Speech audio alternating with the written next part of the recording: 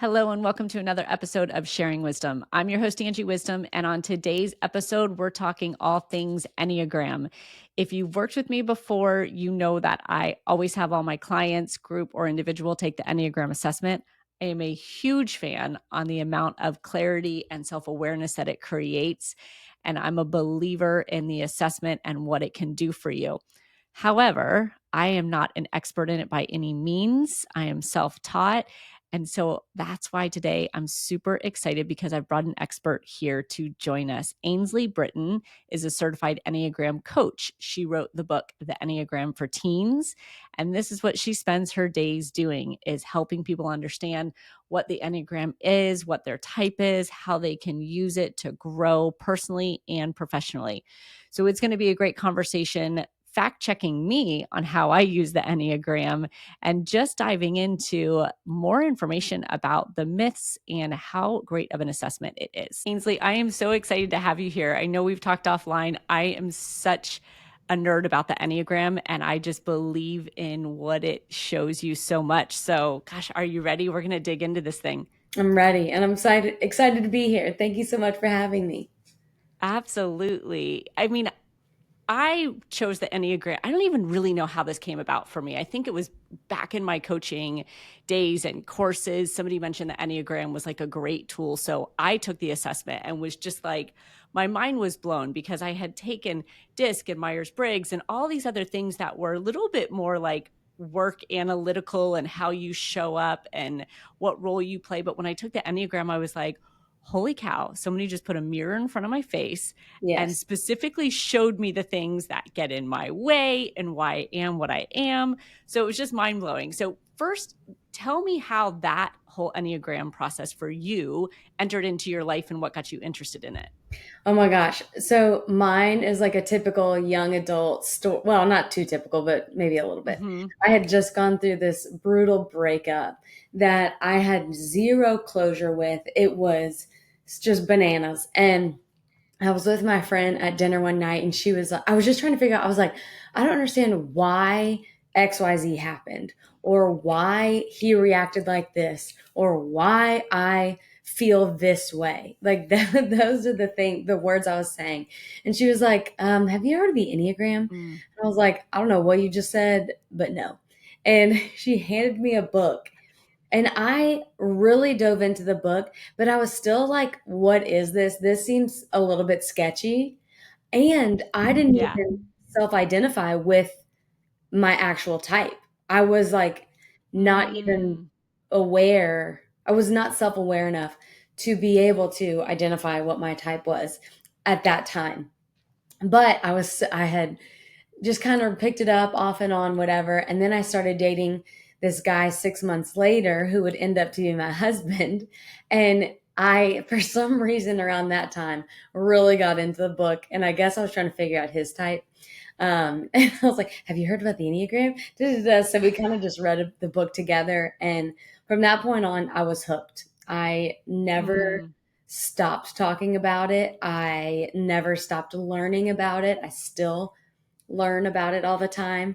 And that was the genesis origin story of my addiction to the Enneagram. Yes. Oh, and I can relate. I so can relate. I don't know if you've ever done CrossFit, but I feel like it's Oh, yeah. like that would people who do CrossFit and they're like the WOD today, the CrossFit, and it's on and on and on. I'm Mhm. always like, what Enneagram type are you? Oh, do you Yes. have the and it's always related to that. And once people take it and they know their type, it's like you're part of this like inner club and you Yeah. understand it. So You I, know each I get it. other. Yes. You're like, oh, I see you. I see you before you even said anything. I know exactly your type, right? Yep, exactly. Yes. So I love that you're here because you are actually, unlike me, you are a certified Enneagram coach. So I talk to my clients about Enneagram all the time, but it's really self taught. I mean, I've read books and I've taken the assessment and I've worked with people for a long time with their Enneagrams, but you are the real deal. So can you highlight a little bit about being a certified coach? What does that arm you with, or what kind of knowledge do you have that is kind of above and more helpful than the average person who maybe just took the assessment? Absolutely. I think that it's incredibly helpful to be a coach when it comes to growing in empathy and understanding for everyone. And that's my goal with coaching people, whether it's in the workplace, whether it's in your home. My goal is for you to grow in empathy and understanding with one another, because I know that that's what being a coach has given me. It's given Mm, me so much insight and so much knowledge about the depths of people in these 9 types, that I'm able to see people in a new light, in a way that is just past these like little annoyances. I mean, everybody has one person that they're like, I just do not understand this person. I don't get them. I can't relate to them. I can't understand them. And they mhm, drive me nuts. Well, for me, coaching has given me the opportunity to see past those annoyances and straight into the heart of, gosh, maybe they're feeling unhealthy or unaligned right now. So I need to give grace, or I need to just see them in a different light. And I think that that is honestly what anybody can attain, not just coaches. Anybody can attain that once they grow in understanding of the Enneagram. But I do think that that has helped me in coaching other people, is mm. that growth and being able to be like, hey, there's more to people than just what you see in your personal experience with them. Um, and I think that, gosh, being a coach is just, I do think the information is out there. I'll be honest. I think you have access to, because there's so much information about it. Mhm. I think you probably have access to the same information that I do.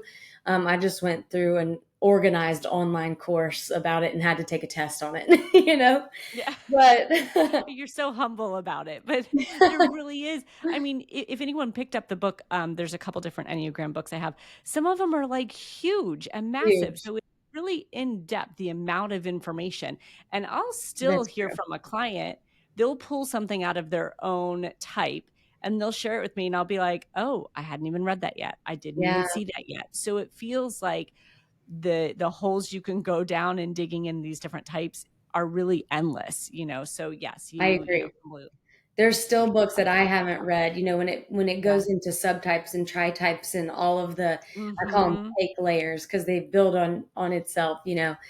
Gosh, those are even, I don't even go down those rabbit trails unless someone really knows about it. Then I'm like, okay, Right. we can go there. But for me, it's enough information just to keep the basics. Exactly, yeah, and the what you just said about, like, what being that coach and understanding all those types does, I almost took it from you as it removes the judgment Yeah. around people, like, to really know that, okay, well, this is your type. If you're the one who never speaks up and gets involved in conflict, that's not a reflection of you as, like, a person, like, it's your type. You're a peacemaker. This is how your mind is wired, and Mhm. it allows you to kinda separate that from the person. Would you agree? Absolutely. Oh my gosh, absolutely. And knowing your type in general will help you with your own whatever vice, is related to your type. For me, Mhm. pride is something really huge that I struggle with, and I literally every day am just so aware of that. And even in a sassy response to my mom or something like that, I'll be like, I'm sorry, mom, that was my pride.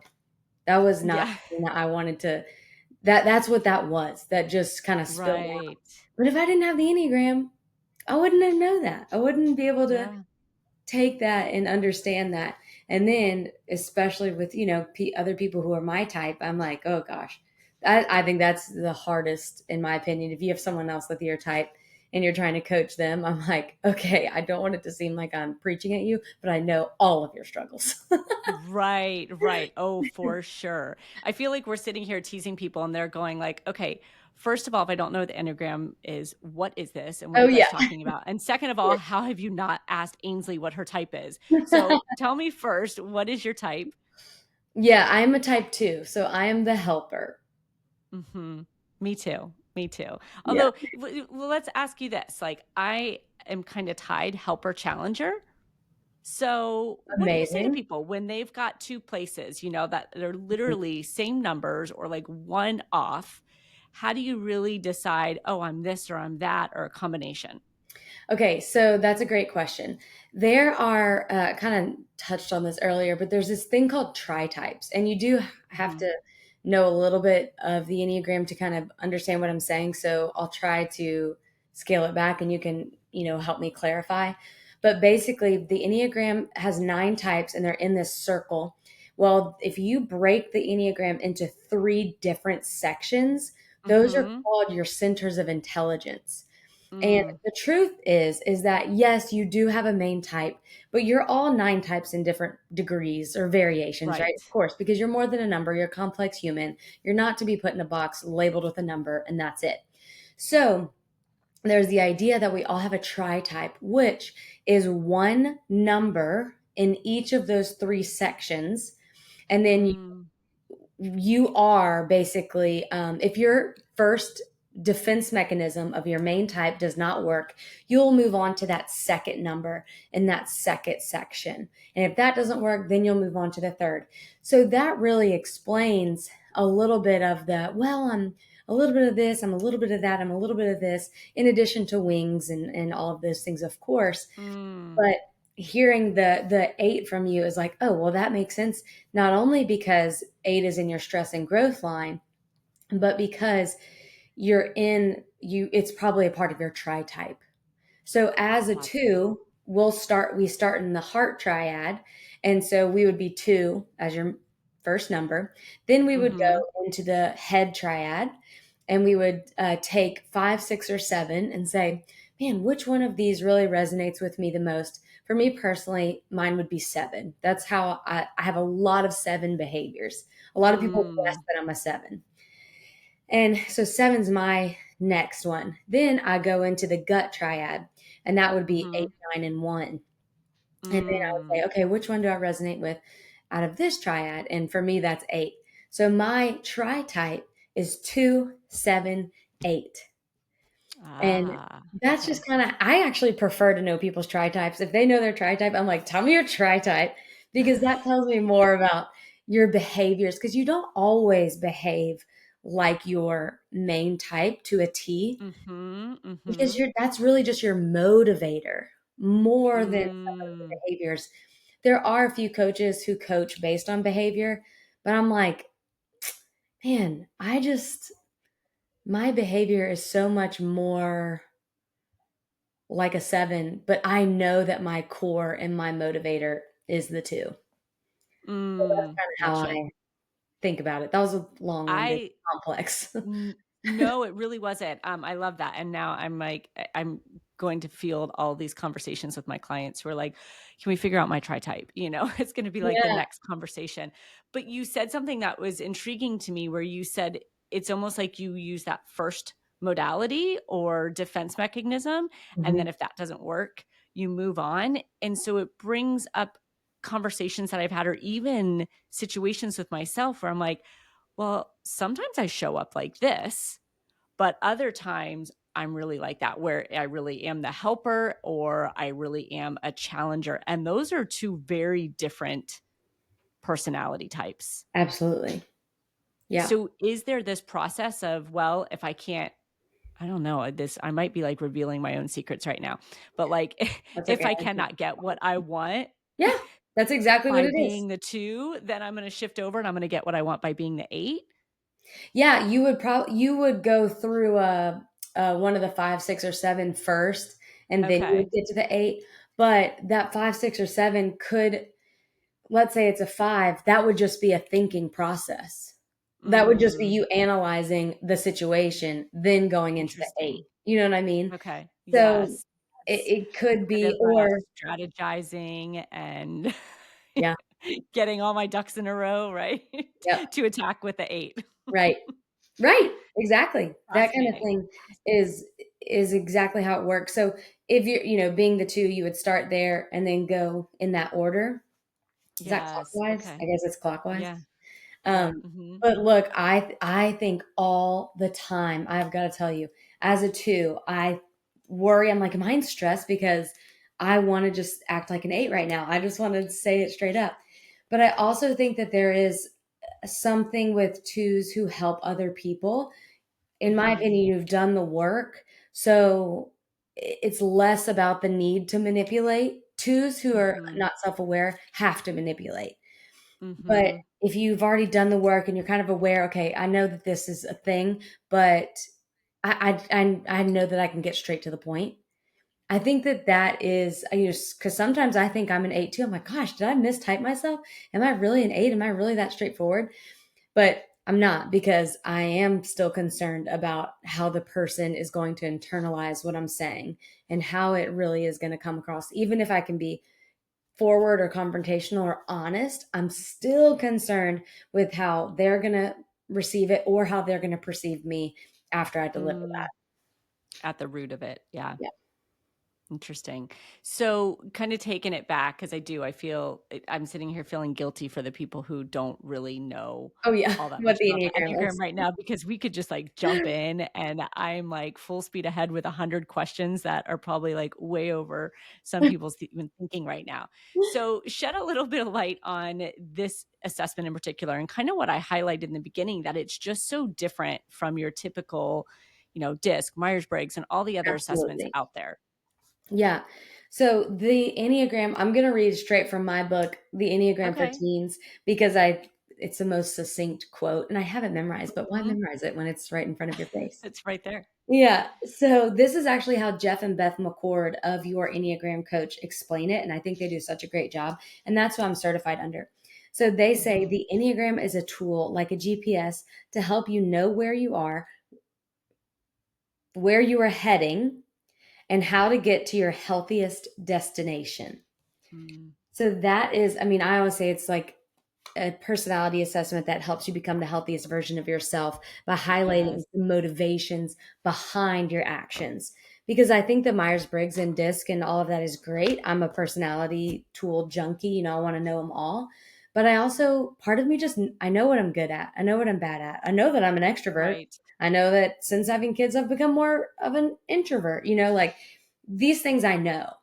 What I don't know is why I am needing to celebrate this person's birthday so much Mhm. because I feel bad that I haven't hung out with them lately, even though they haven't necessarily reached out to me, but I feel like a personal responsibility to be the one to carry this burden.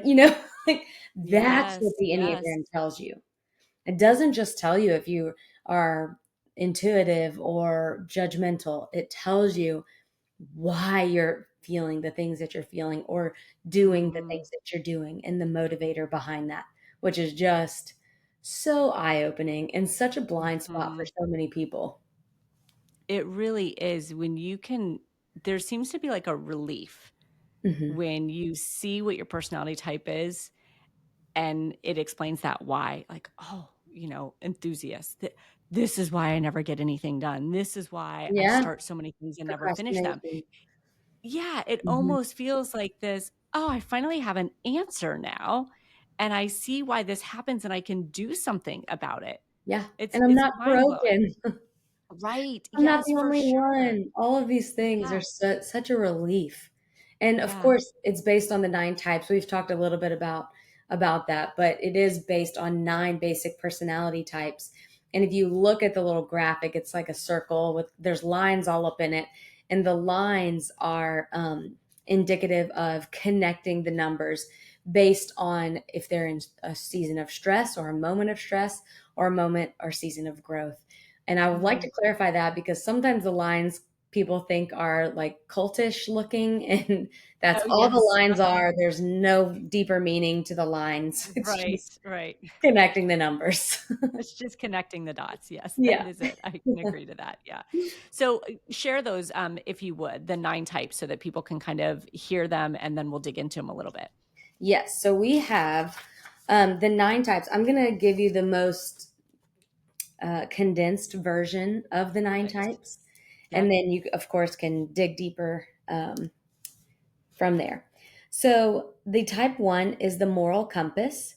They are the ethical, principled, and perfectionistic type who fears being corrupt or a bad person, while their core desire is to have integrity, be balanced, and be a good person. They're always looking for true north when it comes to being morally and ethically sound. Then you have the type 2, the helper. The warm, generous, people pleasing type is the helper. They fear being unwanted or unworthy of being loved, so their core desire makes a lot of sense. They wish to be wanted or loved. And the opposite would be that core fear, to be unwanted Mhm. or unloved. For the type 3, we have the heroic leader. They are the productive, image conscious, success oriented type that has the core fear of being worthless or experiencing failure, while their core desire and biggest motivation is to feel valuable or worthwhile. Type 4 is the unique creative, the romantic, creative, and expressive type who fear that they have no identity or significance in the world. The opposite is true for their core desire, which is to have an identity and to be known for something. Then we have the type 5, the deep thinker. They are analytical, private, innovative, and they're motivated by their desire to be competent and capable. They fear being useless or helpless. The type 6 is the loyalist. The witty, suspicious, and responsible type fears being without safety or security. Their core desire is feeling safe and secure in every area of life, whether that is in relationships, at work, or in their physical environment. Then you have the type 7, the adventurer. The spontaneous, busy, and fun type desires to be content and satisfied. Their core fear is being in pain emotionally or being deprived. Our type 8 is the challenger. The confident, intense, and dominating type fears losing their power or feeling controlled by their circumstances, environment, or people around them. On the flip side, their core desire is to protect themselves and the ones they love. Last but not least, our type 9 is the gentle peacemaker. The agreeable, complacent, laid back type fears loss or being separated from those they love, whether that is physically or emotionally. Their core desire is to have inner stability and peace of mind. And those are the 9 types. Mm. I'm interested. You said them as numbers and different words. Are the words for them like reformer, helper, achiever? Are those not universal? They, no, different coaches have different titles, but they all are very similar. Ah, okay. So it really is when people refer to their type, referring it by the number is more Hmm. universal than saying, "Oh, I'm a helper, an achiever, a peacemaker," that kind of thing. Yep, Never knew that. I just learned something new. Yes. exactly. Okay. Yeah. Got it. Okay. So I I'm also sure as did people that are listening, yeah. personally. I did that because I wasn't sure if um, Ian Morgan Cron and Suzanne Stabile, who I learned the most from, I didn't know if they had like copyright on those names. Ah, But I also was like, yes. no, we'll switch it up a tiny bit to make sure that we're not Right. stepping on their toes because I just respect and love them so much. Yes, yes, amazing. So I'm sure as people were hearing that, they were guessing, "Oh, that sounds like me." And you have, I mean, one, there's so many Enneagram assessments out there. Let's talk about that for a Totally. second because there's a ton. And I have heard people say, "Well, I get different results." Hmm. What are your thoughts? Do you send them to one particular assessment? I mean, I use one in particular for all of my clients, but what are your comments on that? Yeah, so tests and assessments are only 75% accurate. So that's just something Mm, to kind of keep in mind, keep in your back pocket. Don't put all of your eggs in the assessment basket. What I typically do if someone is starting from zero, they're like, I have no clue.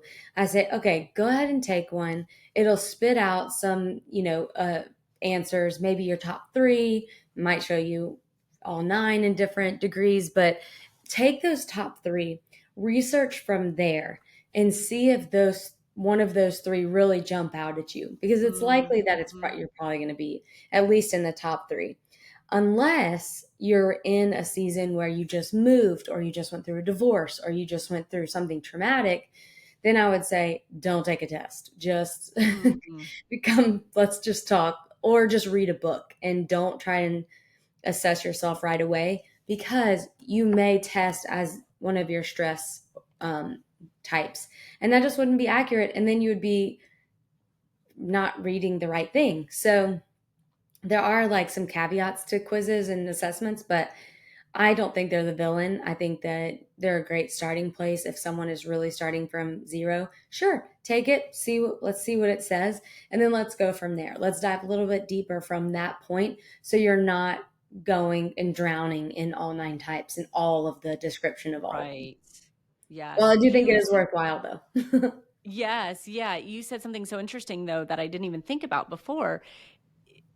First of all, your type doesn't typically change, Right. correct? Like Yeah. it should stay the same, but you may test differently if you're in a season that's Yeah. particularly challenging, stressful. You may test in a different type. So Yes. doesn't mean that it's changed, but in this moment, that's really coming through. Absolutely. Absolutely. Ah, And okay. if you were to, tell me to test whenever I'm in the, gosh, like hardest season of my life, postpartum, let's say, Right. that those results are going to be very skewed, very confusing because Mm, I'm kind of lost mentally in a whole different situation or world. So I do think that it's important to be, at a place where you can be self-aware or be open to the idea, hey, these results might be a little bit skewed, so we really want to dive a little bit deeper mhm. into all of them and that kind of thing. It's it's fascinating to me that all the people I've had take this test, hundreds of people that I've had take this test, they are always, with the exception of one person, and I know why it happened that way, they're always, people are like, this is so spot on, it's Yeah, scary. it's So scary. it's funny, you say like 75%, but everyone always feels like it's so accurate. I had For one sure. come back really wrong, and she said, well, I took it as the person I want to be. Right. And I'm like, okay, that explains that. But for the most part, even with the 75% accuracy, like you're saying, people usually feel like it's very, very spot on. And I'm hopeful that, whenever I say 75, that was way back when I guess that was like 2019 whenever I became Mhm, certified. And I do think mhm. that like self-awareness and healing and this like self-improvement journey is really cool right now, which is great. Right. I'm like, yes, please let that still be trending forever and ever. Yeah. Amen. Break cycles and do all the things. So I hope that that accuracy has improved based on people, knowing themselves better and becoming more self-aware Mm. and all of those things. So I'm hopeful that that's the case. And I'm sure it probably is. That's a really good point. But it also seems to me that it's a hard test to fake and rig. Like, Yeah. right? People all the time say, I didn't know. Neither one of these worked for me, and I had to choose one, or they were both very accurate and I had to choose one. Do Yeah. you know anything like the science behind that as to why those choices can be super hard and feel like inaccurate or both accurate and how that affects the outcome of the results? I think the more you go into a certain assessment, like the Enneagram Mhm. Institute one, that That's what I use. yeah, that's my Mhm. favorite for sure. That's the one I recommend. It's like $12, but it's Yep. so accurate and so good with the Mm. descriptions. Um, I feel like that one gets more like narrows it down as you go to try and Okay. differentiate. Oh, are you a two or a nine? Those two could be very similar with behaviors or thoughts, and then Mm. before you kind of narrow it down. I think that that's what at least that specific one does. If so, that's how it should be. I think like because it Right. help you get the most accuracy. But probably the free ones don't do that as well, if I had to guess. But I also think that is something along the lines of the fact that we are more than just the one type, and we are, Mhm. it might lend to a wing or something like that.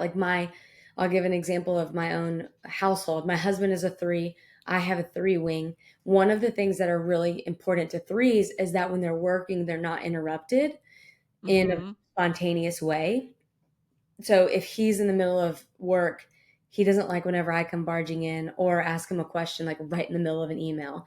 Or Mhm. I'm this morning reading something and he starts asking me a question and he realizes that I was reading and he was like, okay, I'm gonna wait till she's finished reading. So those two things are both three attributes, but I'm a two, but I still have that Mm. attribute because of my Sure. wing. So I think that also the nuance of how we carry different behaviors and parts of different types has something to do with that Yeah. as well. It's it's interesting how you say those show up, right? Like, well, that 3 showed up. So question for you. Hmm. I believe, and maybe I've made this up, that this is what's fun about this conversation is that I'm either gonna be called out on stuff and be like, "That is so wrong," but I've scored on the Enneagram Institute. At least I'm using the most Yeah, you're accurate killing it assessment. so far. If you would have been like, "Whatever you do, don't use the Enneagram Institute," I would have been like, "Oh god." So, No. 1 for 1 right now. Yeah. The other thing, though, that I often say is that because we have all these personalities in us, that we can call that type to the table to Mhm, perform for us. Like, you may be an enthusiast, and this 7 that you feel like never gets anything over the finish line, but here you are, 8 is your second highest, it's your wing, like, call your challenger to the table to clean this stuff up. mhm. Is that an accurate way, or am I just bullying people with what who they need to do to get their job done, right? Yeah. Well, I think that you could, for sure. Are you Um, being nice? no, I'm not. I'm being so honest, I promise. Because I'm trying to think of real life examples of, man, like, since motherhood, one thing that I have to quiet is Mhm. some of the 6 things, the worst case scenario things. I'm not a Mm. natural worst case scenario thinker, so I can see these different circumstances bringing up these different types, and especially with work, my 3 wing and wings, just for clarity for people who don't know, are on it's the 2 types on either side of your main type. So as a 2, I would have a 1 and a 9. I don't ever use my 1 wing pretty much, but you can use them as much or as little as you want. We call them the salt and pepper of your personality. So you just Mm. kind of season up your personality that way. So I do think that naturally, you'll have your wings come and go however how much or how little you want to use them. But I can totally see these different types being utilized in your different ways. My coworker and only other employee, in addition to myself, is a 5, and that is one type I don't know how to bring to the table in my own self, but I am so thankful that she is at my table because I'm like, Right. how did you do that? How did you think of that? So, in some instances, I do see how you could totally, hey, I need to call up this number. I need to do this. I need to do that. But I also think that the heart triad is more able to do that. So, the Mm. 2, 3, and 4, I think because the intuition is there, I do think that you might be more easily ex- accessible to those other types, especially a 2, because there's so much insight from a 2 into all the different types. I can't see an Mm. 8 being. I think that they're capable. I can't say that I would see them being as willing. Yeah. Well, willing and capable are 2 different things. Yeah, but if you're I just mean, like, when you really need to bring this 4 to the table, they'd be like, I do not want to do that. I they're won't. like, "No, I don't. I'm Yeah, an 8. I don't have to do anything I don't want to do." yeah. So I think it's So you're possible. I totally think there's just a lot of nuance there, and I do think that your specific type, my specific type, are equipped with the superpowers to be able to do that more than any other type, So or talk a more about 9. that because you said the 2s are so insightful, like, tell me more about that. What do you mean they're differently equipped? So as a 2, they're called the helper for a reason. They exist for external relationship or external validation from other people and what that relationship means to them. So they're very much the people who notice the nuances or the small things about other people, but they will ignore their own needs, Mhm. along the process. So I will bend over backwards for someone else. I will know their birthday. I will know their favorite coffee order. I will know XYZ because I think that my knowing this about them will make them feel loved. Mm. And so I'm able to say, oh, I know this information about a 5. I know this information about a 6. I know this about a whatever. And so I can call that to the forefront and portray that. Mm, gotcha. Whereas a 7 just wants to have fun. And they'll, Right. yeah, you come on along on the fun. Let's just all go have fun. But they're not going to be the ones who are like, oh, that flower was at her father's funeral. And if I brought that flower to her, that would just really make her day because look at the date. It is, the day to the day. I'm adding all these Yes. details Yeah. that can't even paint the picture, but they're just not that insightful. Twos are going to put that in their planner. They're going to put the Mm, reminder on in a year from now, the anniversary of the passing, and reach out and send flowers or something like that, just because that is their nature. Whereas an eight, got it. it ain't their nature. Right. It's just not in their Right. nature. Not at all. Not a bad thing. It's just kind of how why I said that about the twos. Nines are very, they can access all 9 types. A lot of times we say that a nine is all the types put together. So Mm. nines are often hard to identify. Nines and male fours are usually hard to identify, or Oh. male twos can be hard to identify as well. Hmm. Um, Why a male four specifically? I mean, I so think fours are hard to identify in general. totally, Usually, if I'm like, I don't know what you are, oh, you're probably a four. exactly, yeah, If and I even don't have more a good so. idea, it's a four. Yeah, and even more so for men, just simply because the 4 is very emotional, and Oh. modern society teaches men to suppress their emotions and not have them as much and not explore them as much. So while Mhm. female 4s are just these complex women, but still, can access all of this emotional range, the men are not taught to do the same thing. So Gotcha. that's why um, I say that. I'm trying. My uncle is a 4. It took us. I mean, we went through every single number over Yeah. and over, and it was very much like he's like, no, no, no, no, and I was like, oh my gosh, you want to be different. You want to be so unique. You don't want to be like Mhm. anybody else. Yeah. That's what makes you the 4. Right. And he's like, Right. oh yeah, that's true. It's fascinating because I only run into, for the most part, certain personalities with the work that I do. Like I tend to get a lot of challengers, a lot. I shouldn't say that. I end up getting challengers, but challengers usually don't think they need coaching. They think they can do it all on their own. So they don't Exactly. often, they're not the first ones at the door. Achievers, I get a lot of achievers. I Yep. get a lot of helpers. Um, Loyalists, I'll get loyalists because they've got that worrying component. But Yep. I am almost absent of investigators. Well, with fives, fives, fours, they usually just don't show up for me. I don't really ever get them. Is that because there's so few of them? Is that because they don't usually seek coaching? I mean, can you put them in boxes like that as far as mentality is concerned and where they are, they aren't? I do think that there are trends in that way. I do see that, 4s don't often seek out coaching in general simply because they're so introspective that they do a Mm, lot of that work on their own and they love it. And their self-awareness is their superpower. mm, So I can see how 4s you wouldn't come across a ton.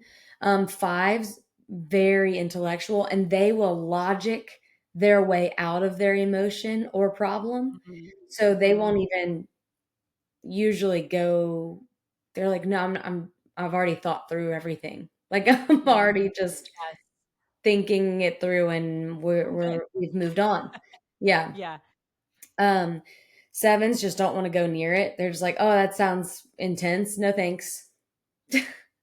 Yeah. Um, but 2s, 9s, 3s, oh gosh, 3s are probably like scratch my belly and tell me that I'm doing a great job at this. Like, am I your favorite client?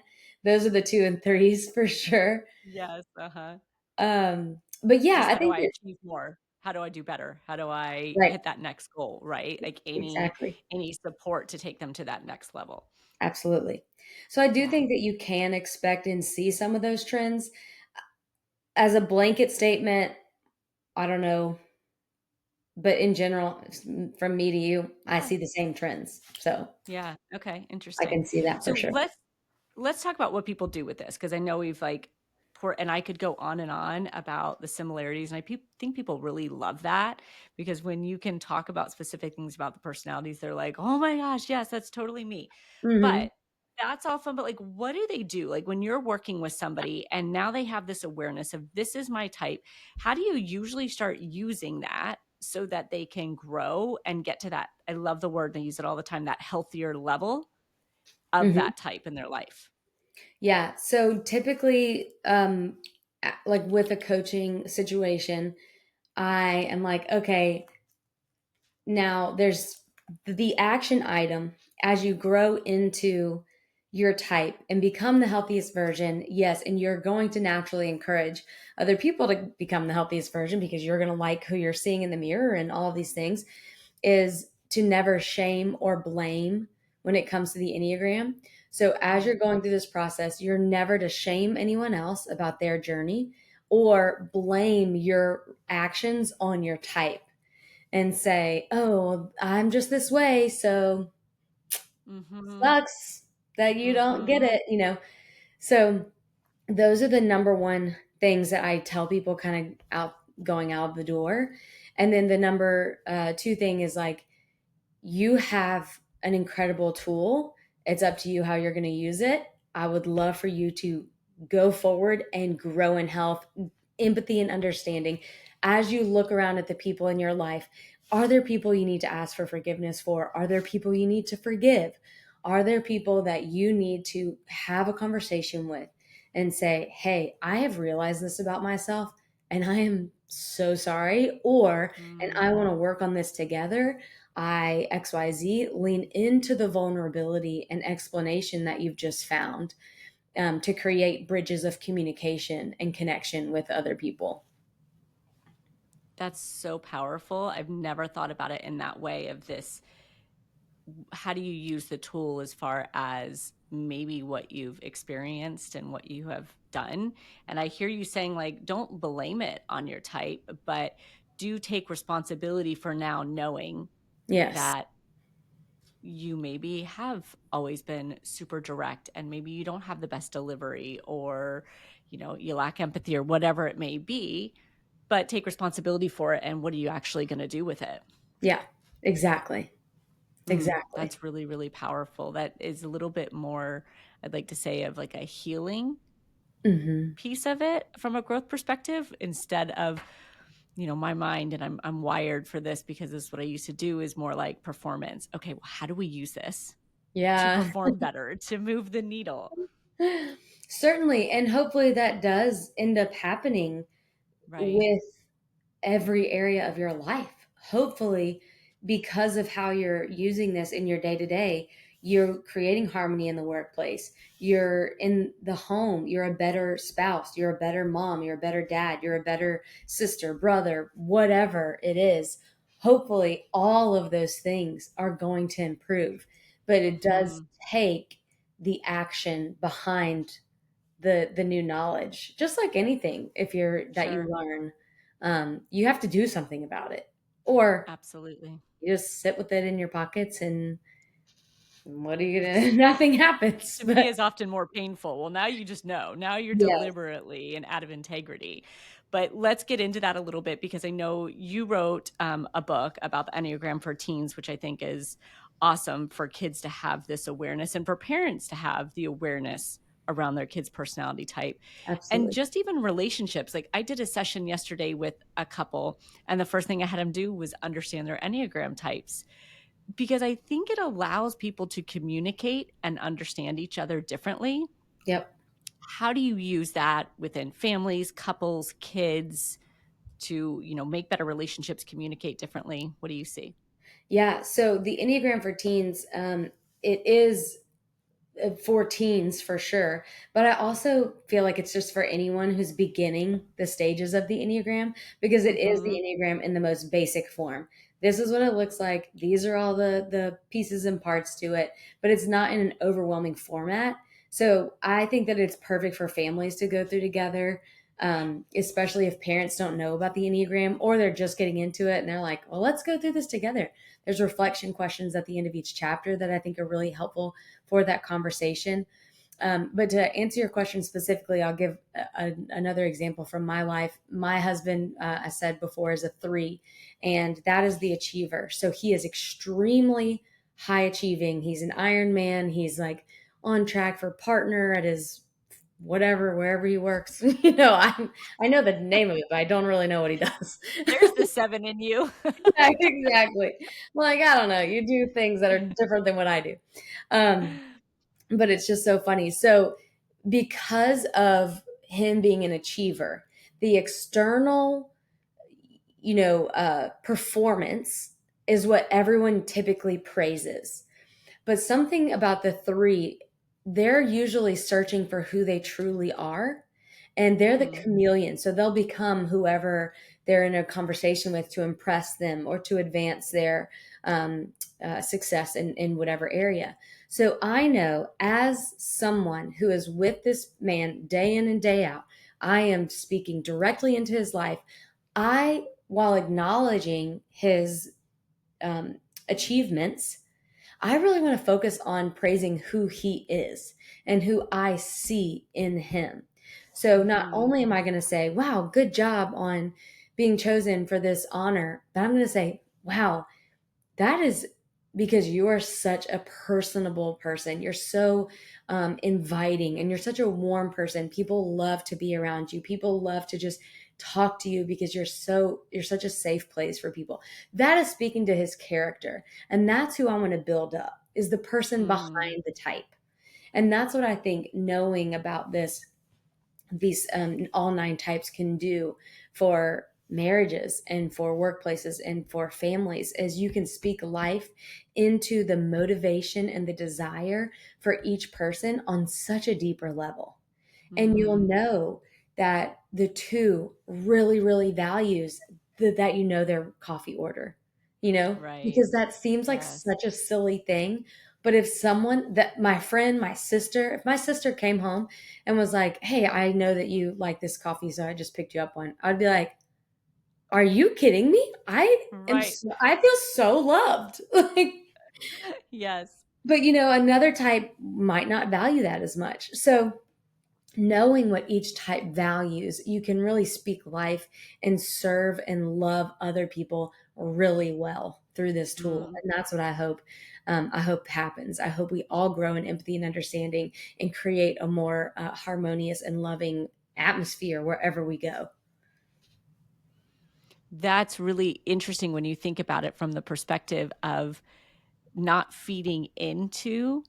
I don't need I'm trying to find the right words here, but not feeding into almost their insecurity, right? Like, "Well, I have Yeah. to achieve to be this," or I have to do this to be loved," when you can really bring it back to who they are Hmm. and take it out of, they say, the achievement or the win for the different personality types. That's Yeah. huge because oftentimes I think if you keep succeeding and pacifying your type, it can almost create more of that drive and a little bit of a monster, right? And Yes.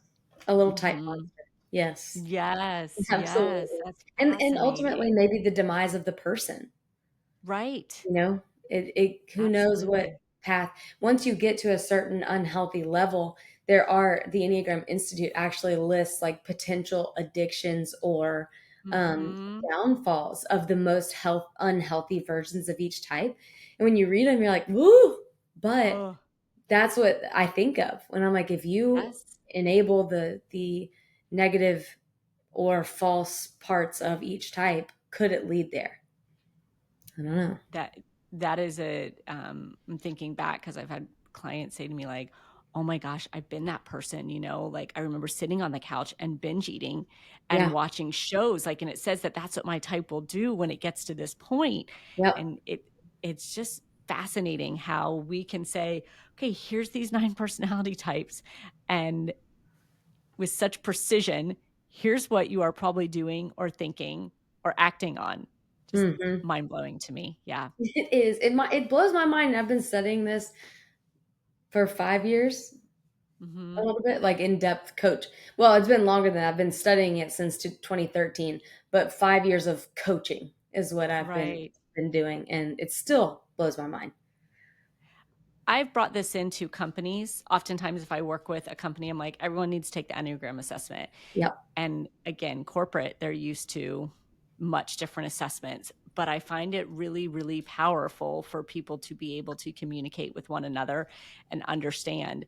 You said earlier, you can't ever blame it on that. But something that I like to do, and so this might be my place where I'm off here, is I will say, like, use it as kind of like that icebreaker in a way of saying, like, look, I know, my challenger has a direct delivery, right? Like calling it and disidentifying it from yourself to bring it out in the open and not make an excuse for it, but allow people to know that this isn't like a personal thing. Cause I feel like there's always a lot of emotion that can be delivered. Mhm. Curious thoughts on that? Yeah, I think that's great, because I think that that goes back to you not being just your number. And, Mm, you are hmm. this complex human, but it is great for the awareness side and especially in the workplace. I'll tell you my secret.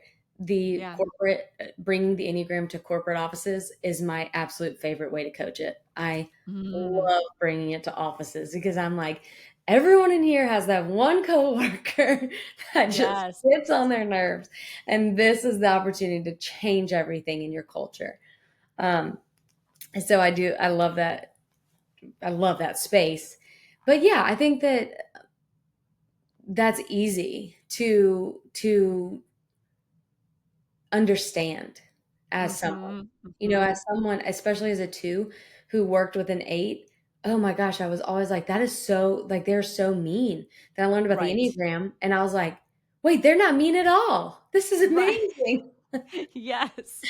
And so that They're not mean, they awareness, just wanna I love win. it. Yes, Yeah. they're just short and to the point, and you have a different I believe it opens up acceptance Yep. because you're no longer taking it personally. You're like, "Oh, they're not mean. Oh, that's just how they are. Okay, no judgment, but now I know why they speak like that or why they don't wanna have, long in-depth, strategy conversations." Yeah, that 7, like, I wanna be fast and to the point, or even as a 2, I can be like, I think I said this to my old boss is, "If you ask me to do something because you're my boss, I cannot say it's too much.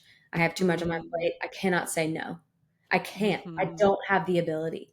So, if, just making and kind of saying what you're saying, my 2 cannot say no. So if you can Right. just help me in this area by saying, "What's on your plate right now?" And then you decide Mhm. if you're gonna still make that ask, or if that's not something that you think is appropriate right then, that would be great. Mhm. And Yeah. my old boss did that. He was very receptive to, "Hey, this is something that I'm going to need your help with," or he wouldn't ask, but he knew that the word help was like kryptonite, where I'd be like, "Ugh, Right. must Right. help and must Yeah. sacrifice everything at all costs." That is so funny. It does, and I say that when people say certain things, it can really shift your mindset, Yeah, and just calling yourself out. I'm working with, a company right now, and all their, executives have taken it, and there's a lot of challengers in the group, always. and it always right? And they'll say something like, okay, the challenger in me really wants to give you some advice or Yep. tell you what to do here, but I'm going to pause. Like it's almost like walking yourself through it when you have that awareness, you Yeah, can make those adjustments. So, I love so it. powerful. Take me back to the teens real quick because I think it's important for people that are listening and going, how do we evaluate the teens? Would you recommend they take the same Enneagram Institute assessment or is there a kid's version? I know you have a tool too, which is more of a flow chart. What do you Mhm. recommend there? Honestly, for teens, I don't recommend them knowing their type yet. I think Okay. that they just right now it's the start of their journey. Their type can Mm, change at this point because basically your type is based on your a wounding childhood message. So right. you haven't quite made it through childhood yet. You're still, you're Mm, obviously about to see the finish line. But I typically don't tell people to really get concrete in your type until your 20s, or mid 20s, early 20s, something where you're kind of in college or out of the house or have some real world experience, just Okay. so you are given an opportunity to reflect on your childhood and be like, oh, that's what that was, or that's what Right. my life was like. So I tell teens, don't worry about an assessment. Let's just go start with the information. Let's see where you land, what you think about all this stuff. Let's just start with your thoughts and your Gotcha. opinions. And they love to give thoughts and opinions, so it's a great place to Yeah. start. But they do So good. have, we do have like a checklist at the beginning of each chapter. Okay. And it says like, oh, you might be a nine if one, two, three, four, five, six, seven, eight, and kind of give you Mhm. a checklist that, oh yeah, some of these, all of these. One of my sisters is 16, and I said, her and her friend were on vacation with us, and I said, both of you read through just the checklist, pick your top two or three, and let's see if we can just kind of get a rough idea of where your type might be. My Right. sister immediately was like, I'm a four. But her friend was like, oh, I could be a three, seven, Uh-huh. da da da, and said all these things, which further prove that she was a seven, but we're not sure yet Seven, because exactly. I'm not going to type her yet, but she's giving very strong seven vibes. Um, Yes. but then I also I was comfortable with my sister taking it because she's already been through something incredibly life altering that I think Mm, would define her, or sure. or Okay. or not define her, but lend to a wounding message. Gotcha. So Okay. so I do think that there is some discretion in what you think. Some teens can handle it, some teens can't. There's such a broad maturity spectrum when it comes to teens. Mhm. So there's just that judgment. But I usually am like, don't put too much pressure on it. Try it on like glasses. See if this pair works. See if that pair works. And take years to do so. So really for right now with your book, The Enneagram for Teens is really just about kind of creating that awareness, understanding some of the types and trying it on, not necessarily pinning you to a particular type. Absolutely.